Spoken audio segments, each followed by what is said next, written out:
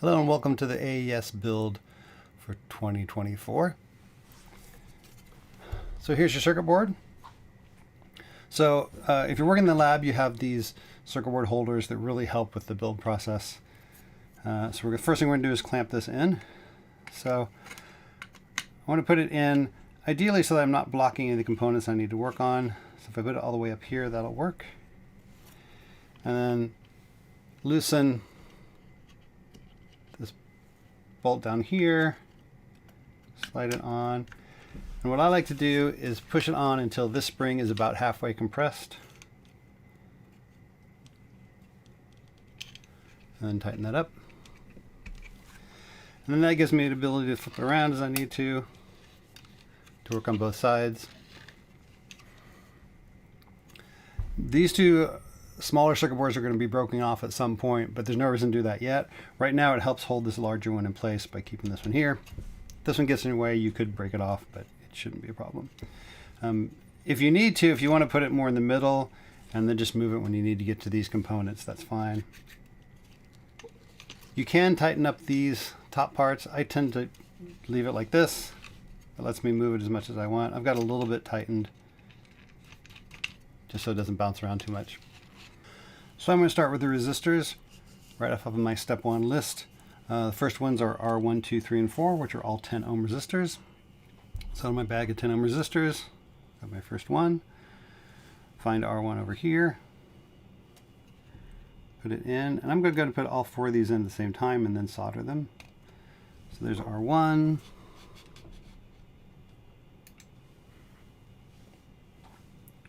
R2 is right here.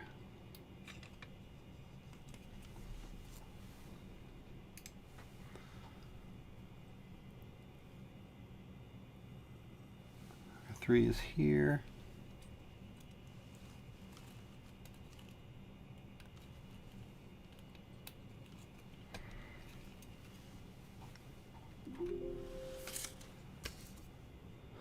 And then R4 right here.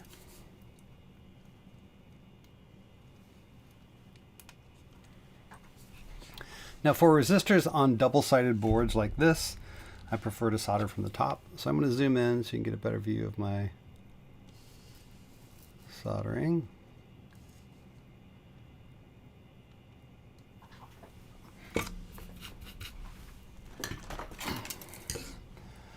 I always start off by cleaning the tip and just one wipe, flip it over, one wipe. You don't have to spend a whole lot of time on it.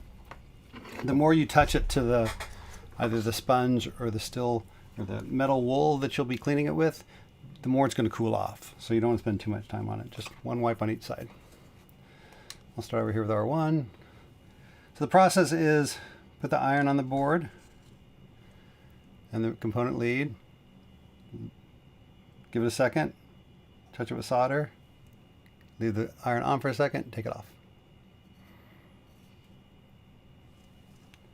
Same thing on the other side. Iron on. Then tap the solder. Then iron off. The solders look good. The other side, we'll also see they've gone through. They've gone through and look nice and clean, shiny, nice and solid. I could add more solder if I wanted to. That's not too much solder, certainly. To me, that's just the right amount. I'll do the one next to it. Again, iron always goes on first, then the solder. I'll do a little bit more solder this time, just to show you how it can look a little different. Leave it here. But the really important part is iron on, wait a bit, solder on, wait a bit, then take the iron off. So you look and you can see it's a bit more solder on that second one I did than on the first one, but not a huge amount. And then the opposite side of the board, that's what they look like. And what's really important is that you see that the lead and the solder and the board all look like one thing. If there are lines between any of them, then you've got a bad solder. Make sure my couple of other resistors that I hadn't soldered yet didn't fall through much, because I want them completely against the board if at all possible. That'll help with the physics of everything. If they're sticking up on their leads away from the board, then all the force of that component bouncing around when you move this goes onto the solders. If they're physically touching the board, the body of the component, then that strain doesn't transfer to the solders. You'll have longer lasting solders. Again, iron goes on, then solder, iron stays on, and then it comes off.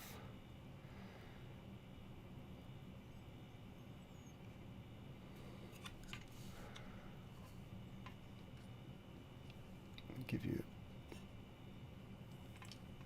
a little different view. I don't know if this will help.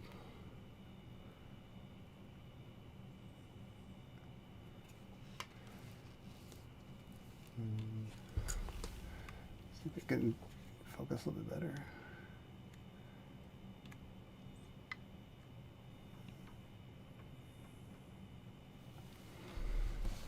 Now this is completely facing away from me, so we'll see if I can do this. Just to give you a different view of it.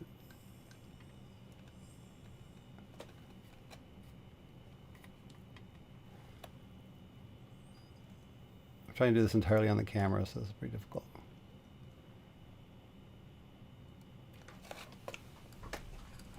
So we go. Our first 4 resistors soldered in place. The solder should flow to the other side of the board. That's what we want. So we have nice looking solder connections on both sides just by soldering from the top. The nice thing about soldering from the top is that I put the resistor in, it sits there, and then I solder it. If you try and solder the other side, you have to somehow hold that resistor in. Some people will bend the leads. I find with students that typically gives you much higher likelihood of bad solders, so try not to do that if possible. So just solder them from the top. It's the easiest and also gives you the best result. So now I'm just going to keep going through and finish all of the resistors.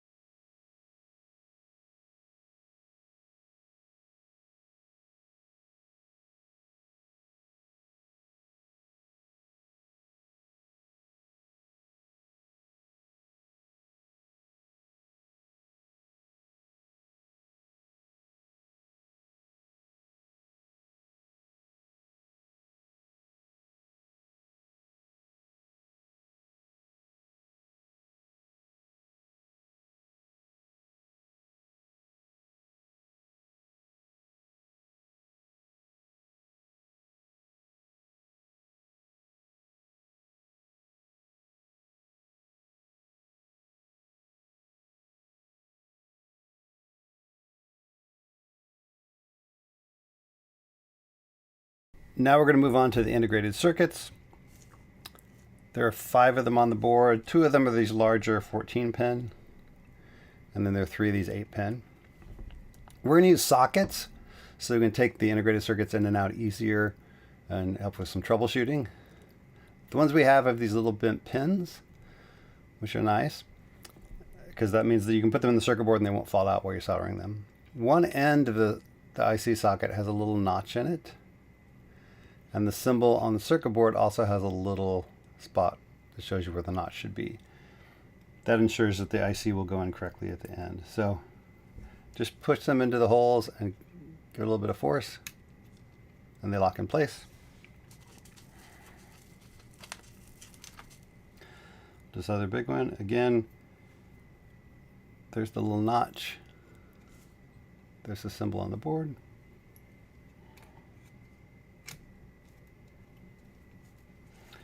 You do want to make sure that they're down and flat in case they've moved at all. And they're soldering them the same way we have been. It's more solders, but they go pretty quick. Always same process, iron on first, way to be, then solder.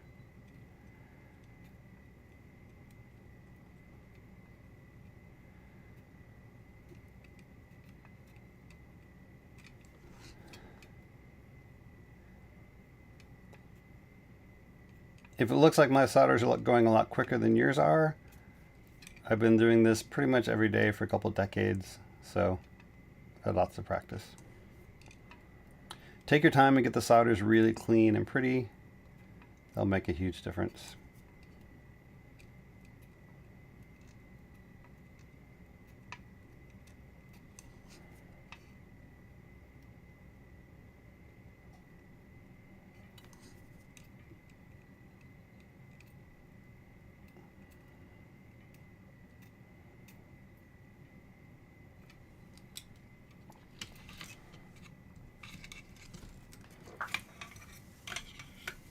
And then go through the same process for all the other IC sockets.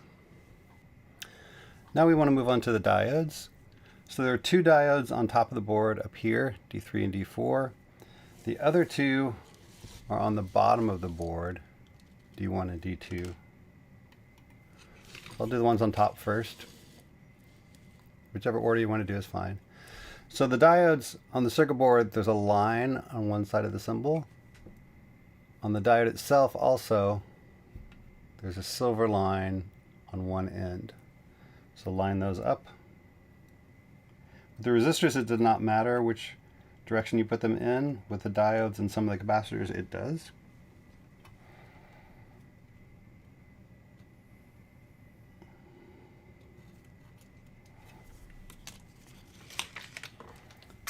Again, I'm soldering these from the component side, same process. Iron goes on, then the solder, then iron comes off.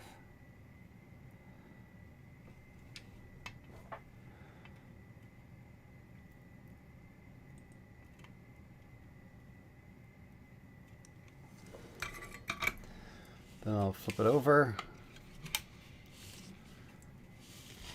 get the 2 on the bottom.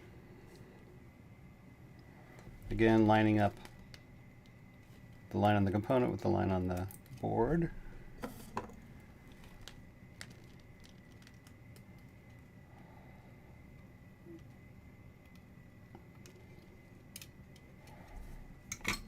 And again, soldering from the component side so they don't fall out.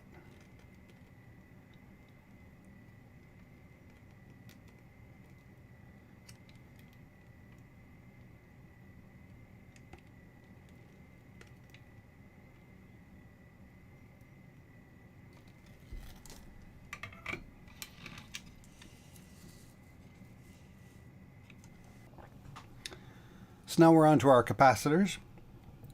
So start off with our 4.1 microfarad capacitors. Look like this.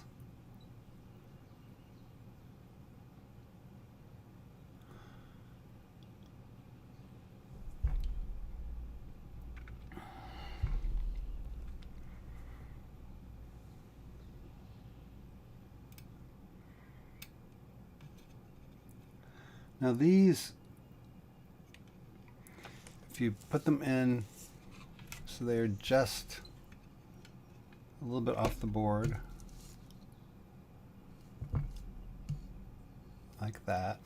So don't push them down all the way. You can, but if you leave them up a little bit, then you can solder from this side. If you put them all down all the way and turn the board over, they start to fall out. That's okay, however you want to do it. They can stick up a little bit like that though. I find that easiest.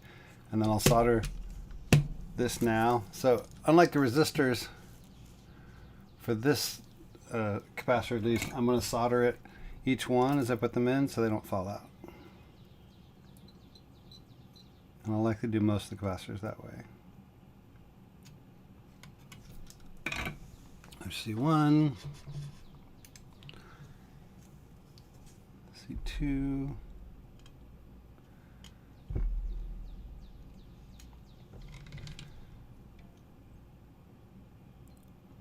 so the other option is to put them in, and this one will even push down all the way so you can see, and then turn the board sideways, and then solder it. You just want to make sure they don't push out too much.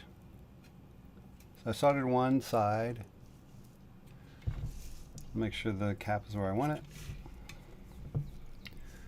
Go back and solder the other side. So now it's not going to fall out, so I can actually turn it this way.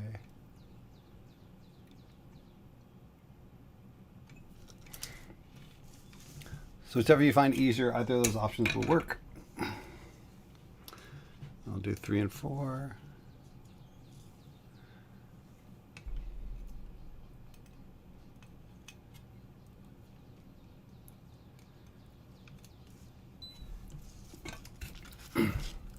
So I'll show you another one. In this case, I have enough access to it that I let them drop all down all the way, but I can go ahead and solder one of the two leads.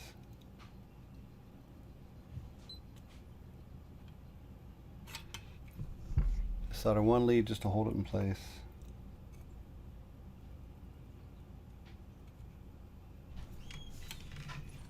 Then I flip over and solder the other lead.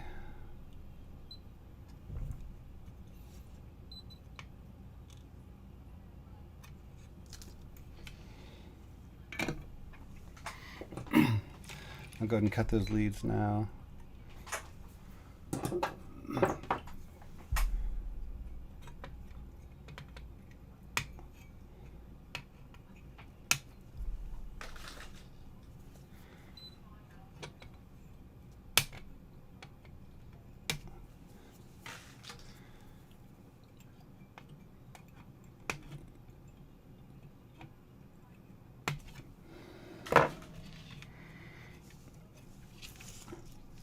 Now we'll go on to the 0.022 microfarad capacitors, which look like this, are the smaller of the two red ones. So C5 is here. Again, I'll put it in, tip it up about halfway, and then solder it. I don't like bending the leads like some people will show you to. So I'm going to, no, I just lost it. Drop that one. I find that when you bend the leads, it tends to be harder to get a good solder, or at least easier to get a bad solder. So what I'm going to do now is hold my finger against it, flip it over, and then hold it in place while I solder it. Solder the first of the two leads. Check that it's where you want it to be. So I want that one down a little bit longer, a little bit farther. There we go, closer to the board, right against the board. So I just heated up the solder, pushed it down to where I wanted it, and then I'll do the other side.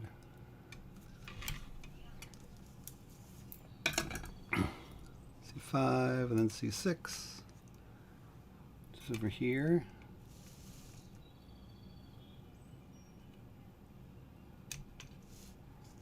Same thing, hold it, and solder it while holding it against the board.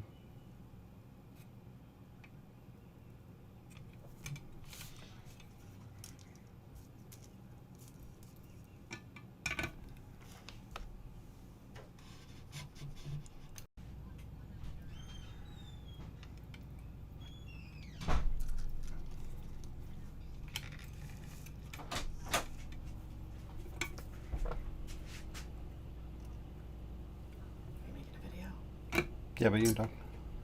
What do you want for dinner? Oh, I don't know. Nobody knows. My headache is...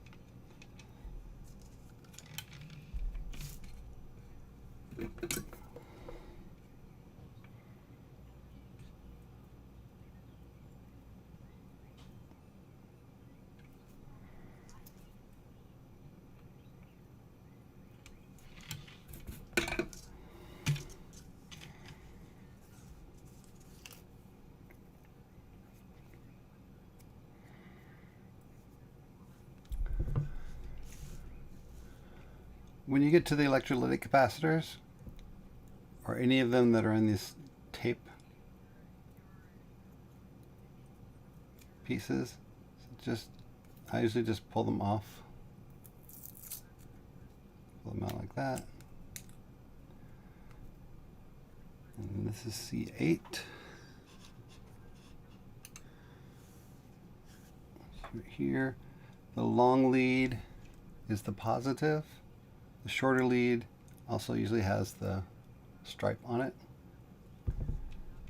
And then on the board itself, there's a mark for the plus. The plus is also the square lead. Excuse me, the square pad. So the longer lead goes into the square pad.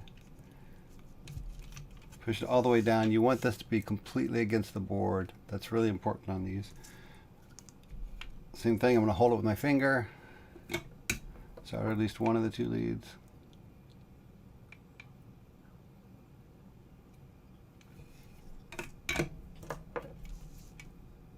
Cut that off.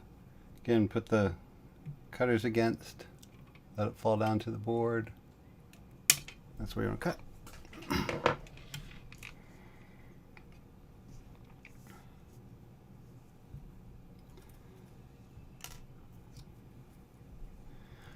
And then we've got some more on the tape. These are the 47 picofarad. In this case, since you don't care about a longer or shorter lead because they're both the same size, you can just cut them off the tape if you want. That's another way to do it. If you find that easier, go ahead and do that.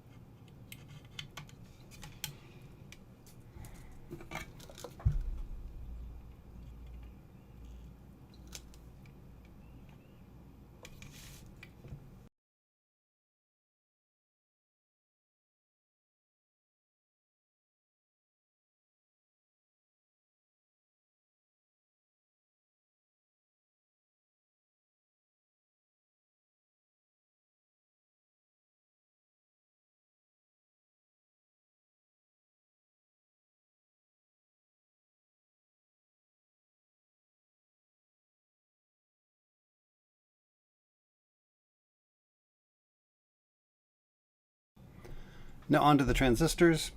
So you have two different transistors. You have the 2N5457, and the numbers are right on the front, and the 3391s. So those are your two types of transistors.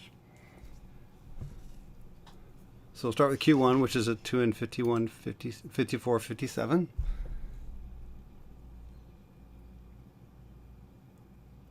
And that goes right here. So the back leg, the middle leg has to be bent back a little bit. What I usually do is just, let me zoom in so you can see this.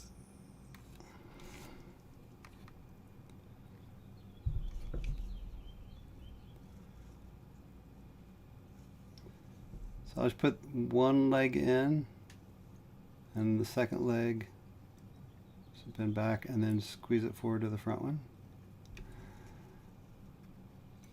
And then you want it to be pushed down, but not all the way against the board. So about like that.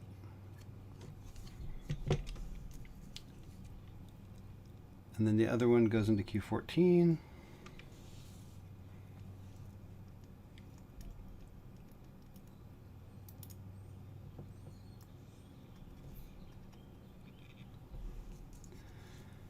And then the 3391s are Q2, 3, and 4, all right up here, all right here.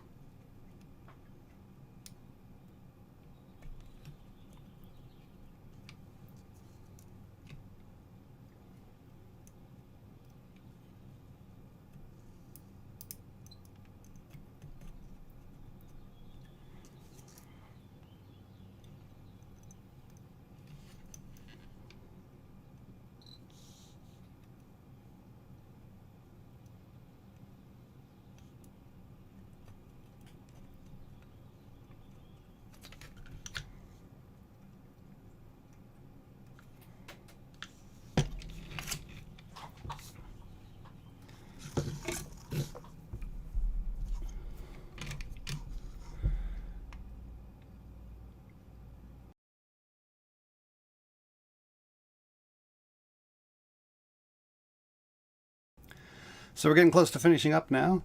So I'm going to put on the jacks. So the 1/4" jack goes right here.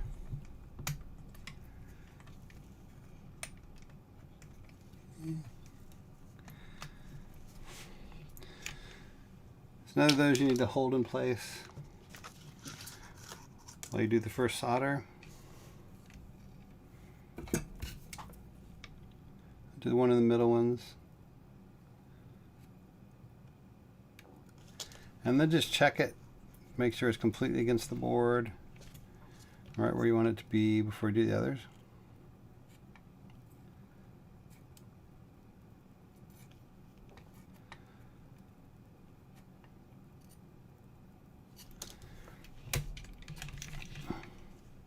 Then I'll do the DC jack.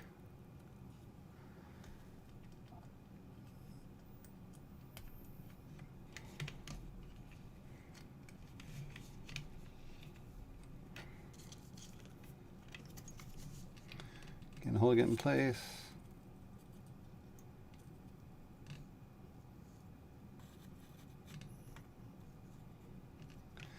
Make sure it's straight. This one has a lot of wiggle room, so just make sure it's straight. Again, once I get one solder, I can let it go and then heat it up again and move it to where I want it to be. Then I'll do the other two. Just one solder point, it's easy to move. If you do them all, it becomes a lot more work. Next, we're going to do the power supplies. So right here goes this one. This is the phantom power supply. So it takes the 9 volts coming in here and converts it to 48 volts.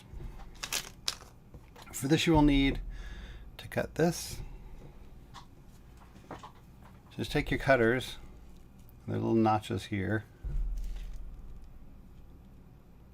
You're going to 4 separate ones.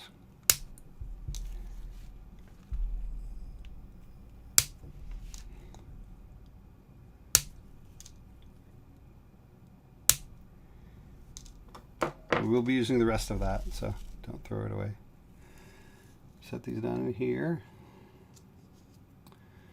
Doesn't matter if you put the long side down or the short side down. Probably a little easier to put the long side down.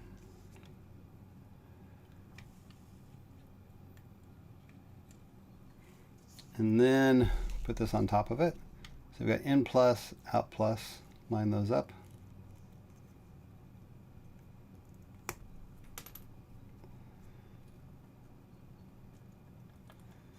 And put the board on. And then solder that, the top part. So if you soldered these first and then try to put it in the board, it wouldn't quite line up right, possibly. So let's make sure it lines up right. Those 4 pins.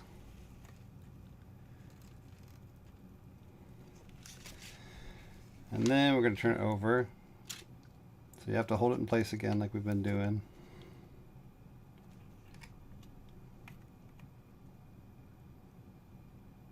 Solder that first pin so it's held in place. There we go. I think I got this one quite soldered, did I?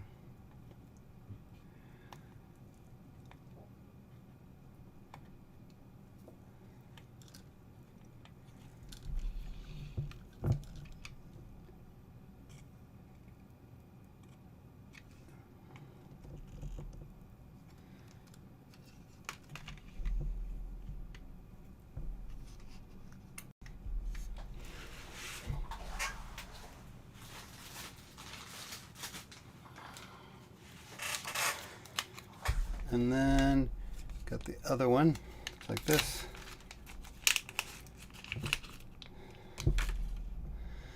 And this one's going to take the +9 that comes in and convert it to plus and minus 15 volts. So it just sits right there.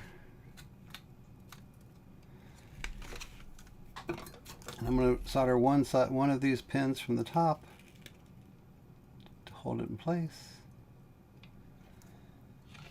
And then flip it over and solder the ones on the bottom.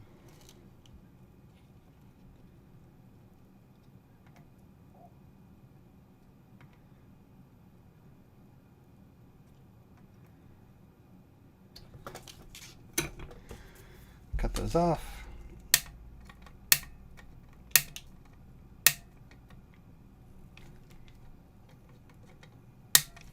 So I always hold my finger over it when I cut them so it doesn't fly off and hit somebody else in the face or myself in the face.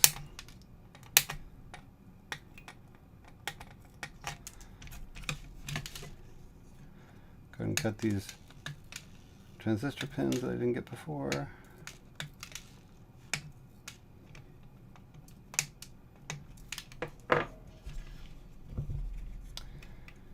Go.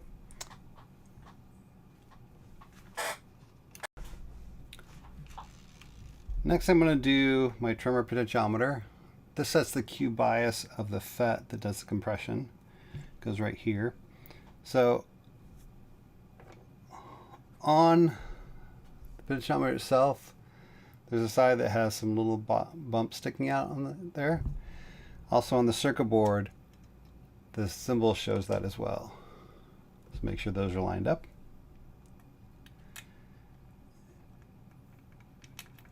These always get bent a little bit.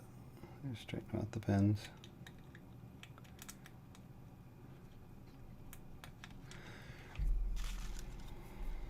Hold it, flip it over.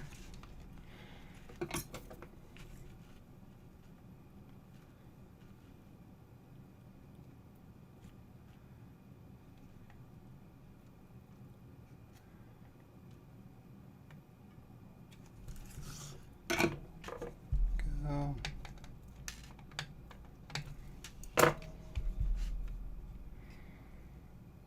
And that's all the components on the top, at least, of this section. So we need to finish this small board and then put all the controls on the top. So I'm going to do the controls next, and I'll just do this small board by itself.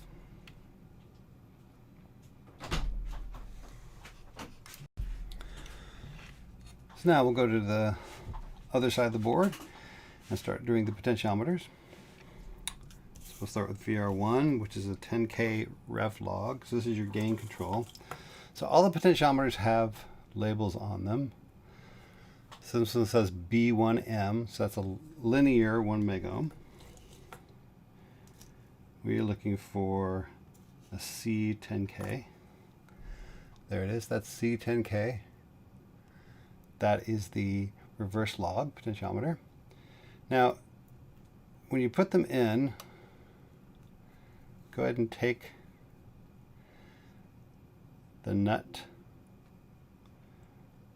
which is this part, and the washer off, because we need to cut this little bit, extra bit off. A little bit of tab that's sticking up.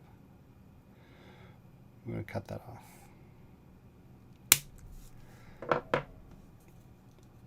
And then if you want, you can put the nut and washer back on, or you can put them in your parts bag. So that's VR1, which is right over here. So we'll put that in.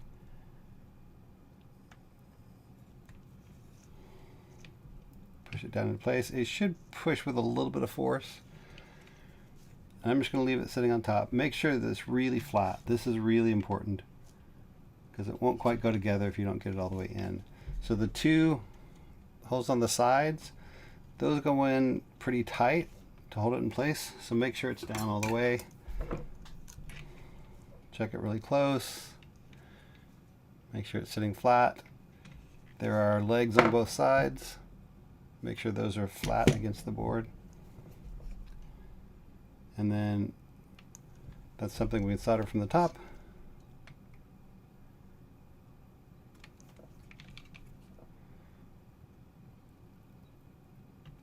So I'll do the two outside pins from the top just to hold it in place for sure. And then the other 3 pins I will do from the bottom because I think it's a little bit easier.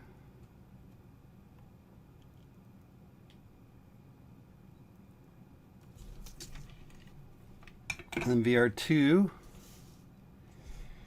is 100K log, so that means a 100K. So there's that.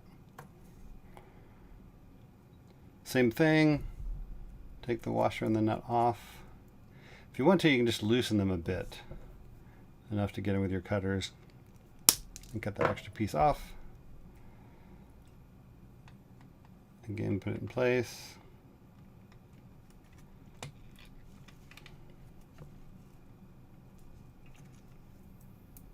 Making sure it goes down in tight.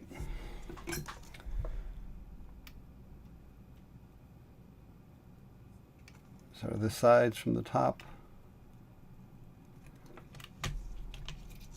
And then flip it over. Solder these.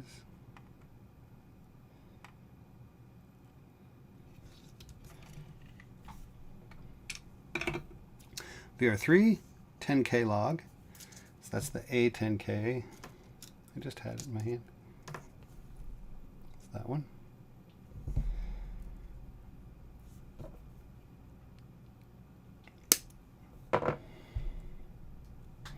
I cut that off on top of my board just so it's under the camera.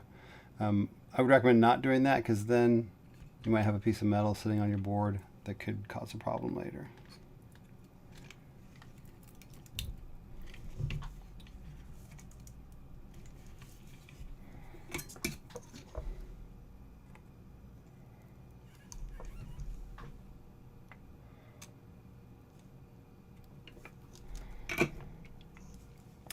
And then VR4, which is 25K lin, so it's a B25K.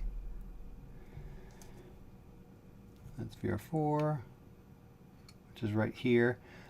Its label that says VR4 got left off of the board, it got off of the way. So that's VR4, VR5 is labeled. So the only one that's not labeled is VR4. Sorry about that, I did not catch that when I did the board design. Again, this takes a little bit of force to push them in. Make sure you take that and push them in all the way, or it won't line up with the chassis. And you want to make sure it fits in the case. And then our last one, VR5. is 1 meg ohm linear, so B 1 meg. B 1 meg.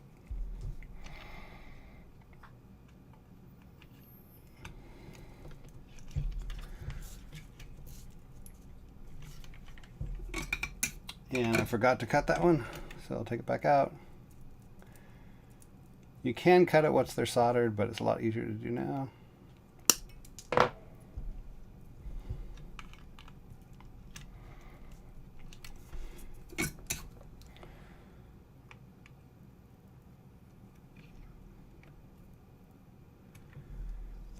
Now I'll flip over and do all those other connections.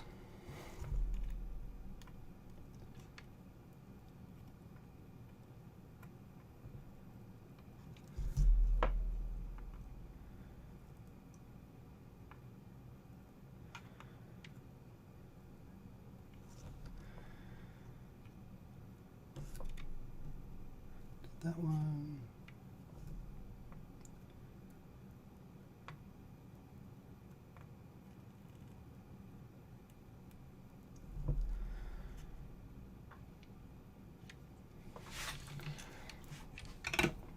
And then we have these switches. So they go in. There is a notch in the switch to line up. It's not a big deal if you don't get it lined up though. Again, these you need to be careful about. They're pretty loose, so make sure you hold them in place, solder one of the connections.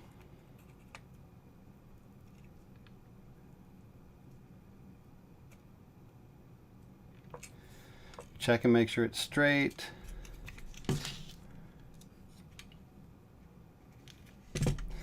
Before you solder the others. If it's not, reheat that and move it where you want it. When you reheat it, hold it in place and move it where you want it. Don't take it completely out, because then we'll have to clean out the soldering hole. Which is possible, but it's a lot easier if you don't have to do that. I'm lining up that notch with what's on the circuit board. If you don't do that though, it's not a huge deal. It won't make any difference to the use of it.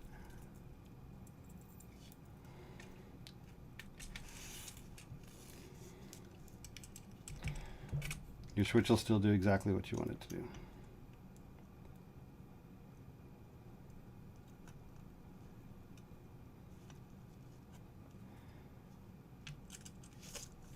Again, check and make sure it's flat. Nice and good. That's where I want it.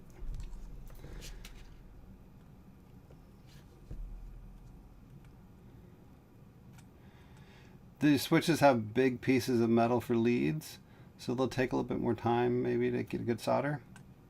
The more metal there is, the more it'll take away the heat. The more heat it needs.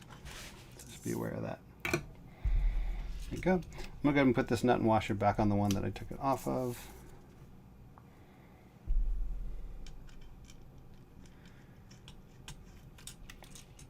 In case you're wondering about these holes here that we haven't done anything with, there are extra socket pins you can put in there. And if you do that, then you can use a discrete op amp instead of this IC op amp for an upgrade in your audio. So now we're going to break off this sideboard. So just take a hold of it and do that.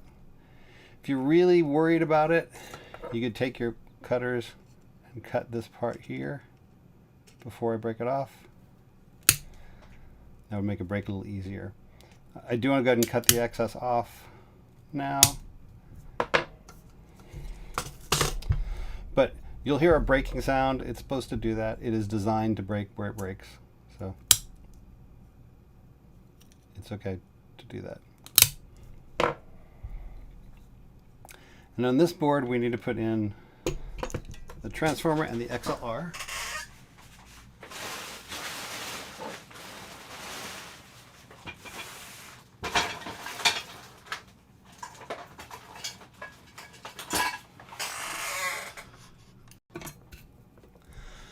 Now, the first thing we need to do is we need to add a little bit of solder to this big piece of metal here. I need a little bit more to this, have this raised up a bit so it makes better contact with the case of the transformer. So I'm just melting as much solder as I can on there. Go.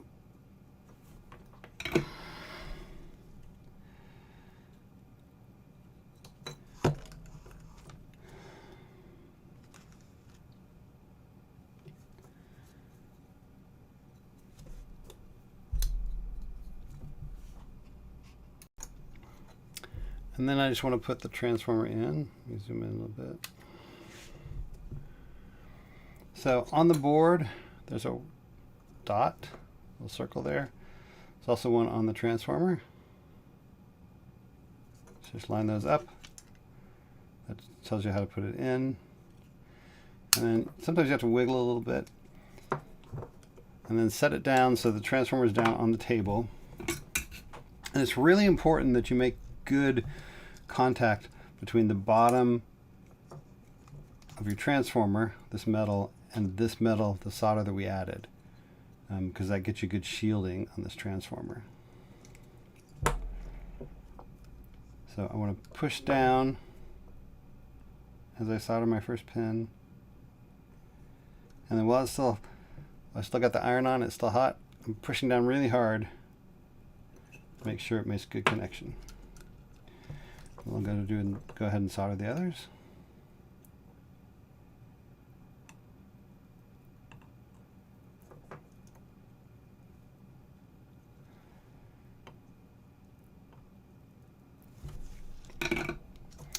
And then my combo jack, which is both a 1/4 inch and an XLR. So it goes in here. And this has some special pins that hold in place. So you got to use a little bit of force to push it down in. There you go. Again, you want to make sure it's really flat against the bottom. I'm going to solder this pin in the middle first. Double check that it's still flat against. Yep, that's good. And then solder all the rest.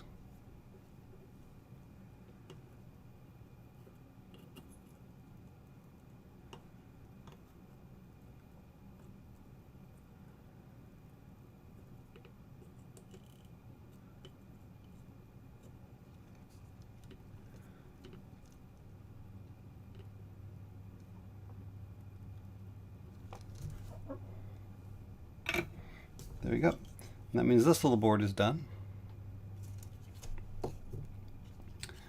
Last part to do is this circuit board for the LEDs on the meter. I would recommend leaving it on here, attached to the other board. It'll just be a little bit easier to do that. So, zoom back out for you.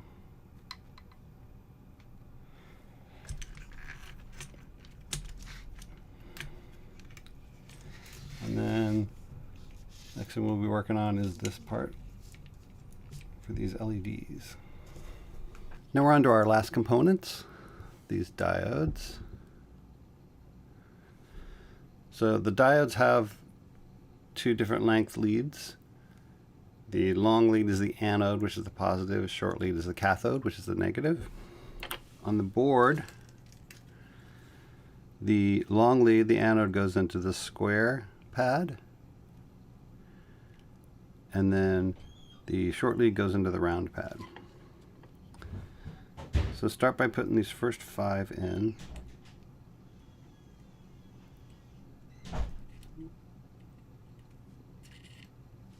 There's a little stop on them, so they only go a little bit. Sorry, I gotta focus.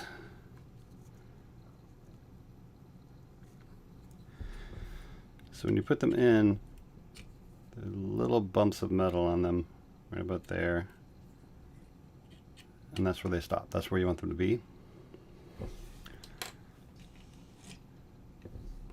So we're going to put this 5 in and solder them, then this 4 and solder them, then the 3, then the 2, and then the 1. If you put them all in at once, you won't be able to solder them easily. Be really careful that you get all these in correctly, because they're really difficult to take out and replace if you get them in backwards. Again, the long lead goes to the square pad.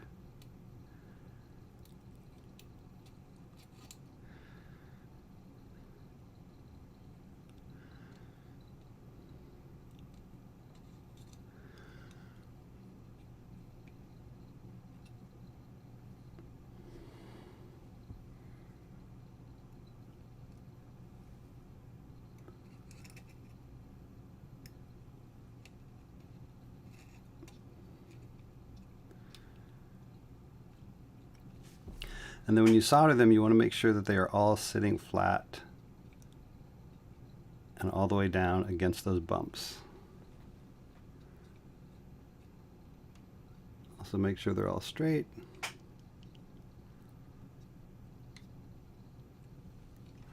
If you push too hard, you can sometimes push them through the board to be flat against the circuit board. We don't want that. So then I'm just going to turn them sideways a little bit to solder them. That way they don't fall out.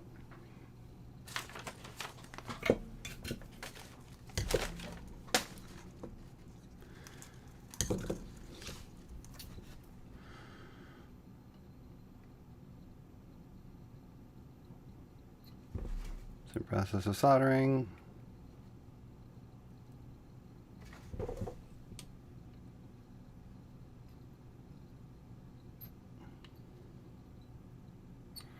So I'm going through and soldering all the cathodes first. And then I'll solder all the anodes.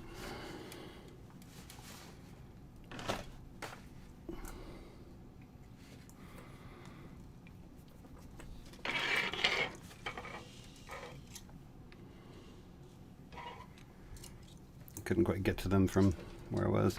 Once you've soldered one of the sides, so I've got the cathodes soldered, I can now go through and solder all the anodes this way and they won't fall out.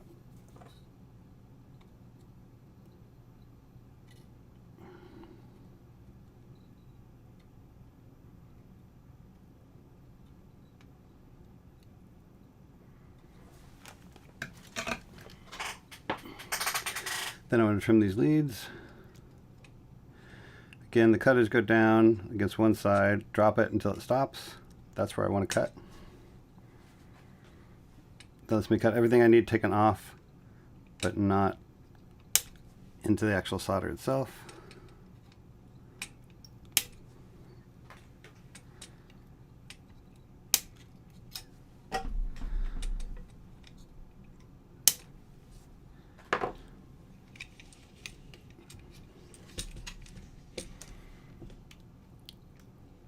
And then we just keep doing that.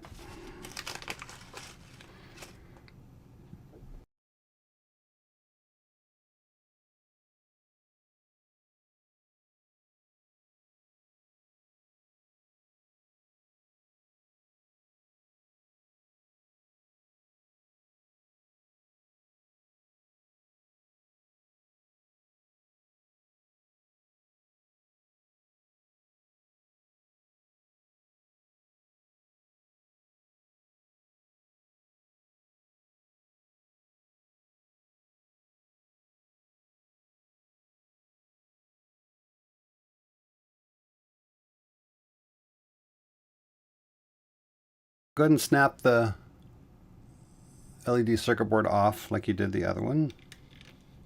And then we need to put in these risers. So again, we're going to use this. We need one that has 2 that we'll cut off, one that has 4. So cut both of those. And then they go on this side of the board with the white outline.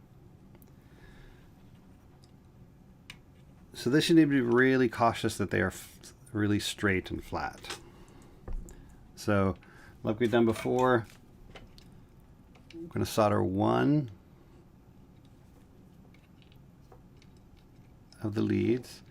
Now I'm holding onto it from behind on some of the bottom leads while I solder the top lead, because the lead you solder will get hot.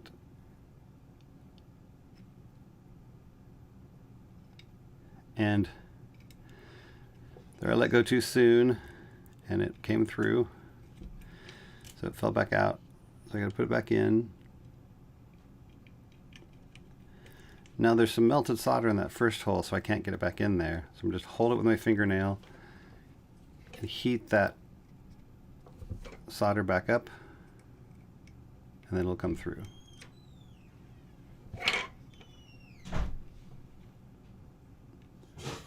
It's not quite straight, so I'm gonna straighten it out.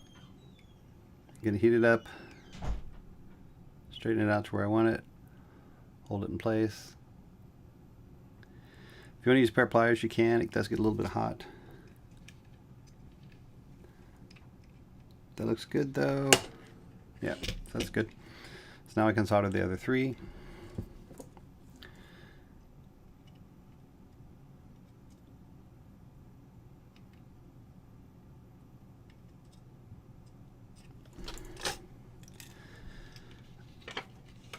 Then one with two.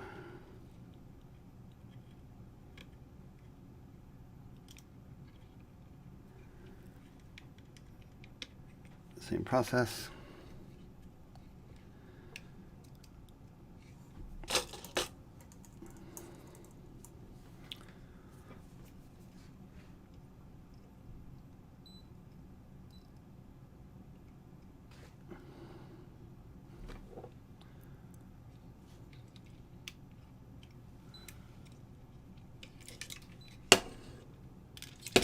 That looks pretty good to me.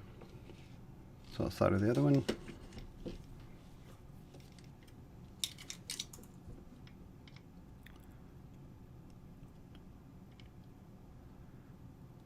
That first one was a little weird looking on this side, so after I've soldered the second one and it cooled, I went ahead and soldered the first one to make sure all the solders were good.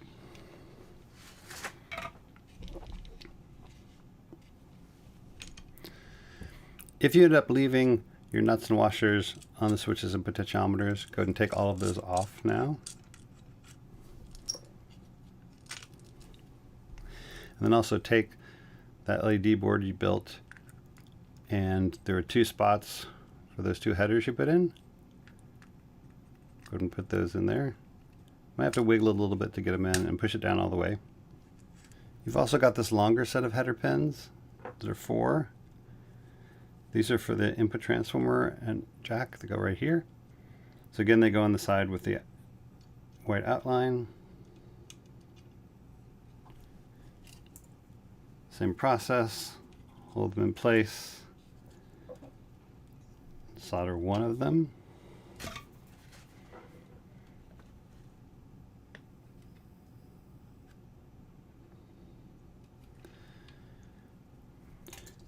Check that they're straight. It's not as important here because these bend pretty easy because they're so long, but it is still good to have them as straight as you can get them when you get that first solder in. There we go. Then I'll do the others.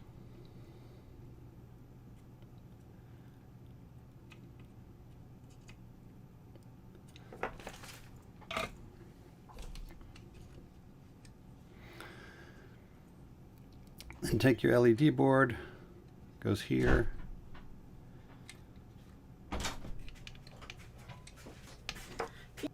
So now on your circuit board, on the side with the potentiometers, there are 2 outlines for this board. Just place those in there. Might have to wiggle it a little bit to get them to fit, and push it all the way down. And then take your case, set it into the case, like that.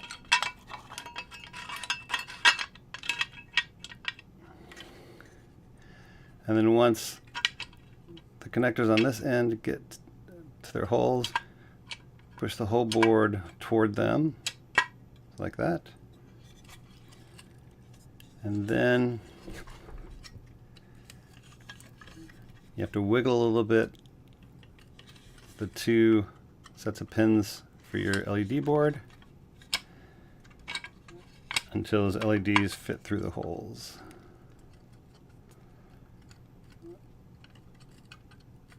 And that takes a little bit of messing with it to get it to work. I'm just going to use my cutters to gently push those pins down a little bit.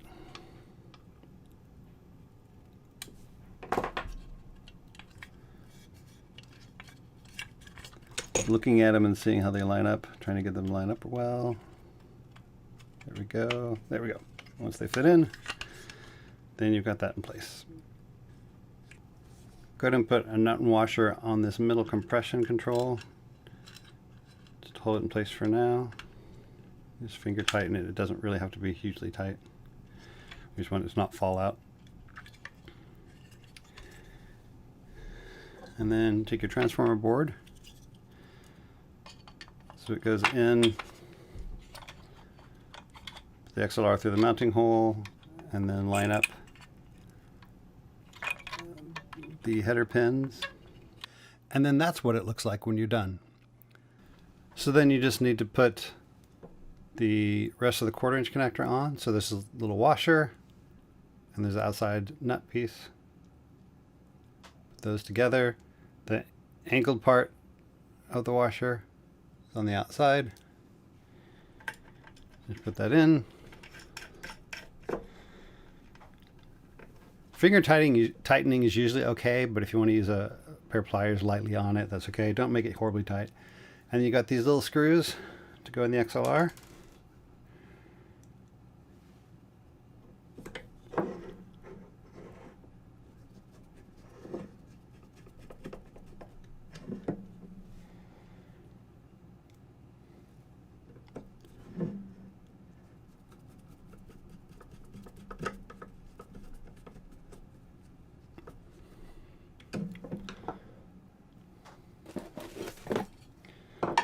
Put your lid on, and you've got these 4 screws to hold the lid on. And then there's some little rubber feet to go on here just so it has something to sit on. And add your knobs. The knobs have small screws in them.